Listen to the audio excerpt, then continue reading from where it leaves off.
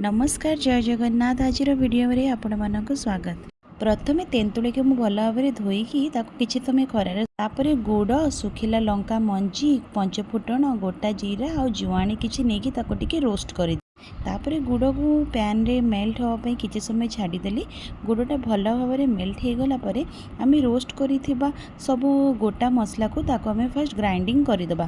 Grinding करदेला जो आमर melted गुड़े ता उपर आम से गुंड गुड़ाक सब पकईदबा। किसी समय ताको चले सारापर आम से किसी लुण आ अल्प टिके चीनी दबा। देखंतु केते बढ़िया मेल्ट हो गुड़टा और से भी सबू मसला गुड़ाक पूरा बढ़िया कि मिसी जाइए। गुड़ भल भाव फुटी सारापर आम धोईकी रखि तेंतुली को सेठी पकईदबा आउ ताको भल भाव एपट सेपट करिकी मसला गुड़िक जमी तेंतुली भितर पशिब किसी समय छाड़ीदबा। किसी समय ताको कुक हेबाकू दबा। कुक हो सारापर आम से किसी लंका गुंड आउ सुखिला लंका को गुंड कर रखिथि ताको पकईदबा। तापर आम ताको भल भाव आउ थोड़ा टिके चलईदबा जमी लंका गुंडाक सेठी टिके मिक्स हो एबे हमर रेडी हो गला तेंतुली आचार। आपण मैंने चाहिए ए सोरिष को गुंड करके भी पकई पारे ताको फ्लेवरटा आउ टिके भल लगे। मु आउ टिके अल्प टिके लुण देदेली। एबे हमर पूरा संपूर्ण भाव में रेडी हो गला तेंतुली आचार।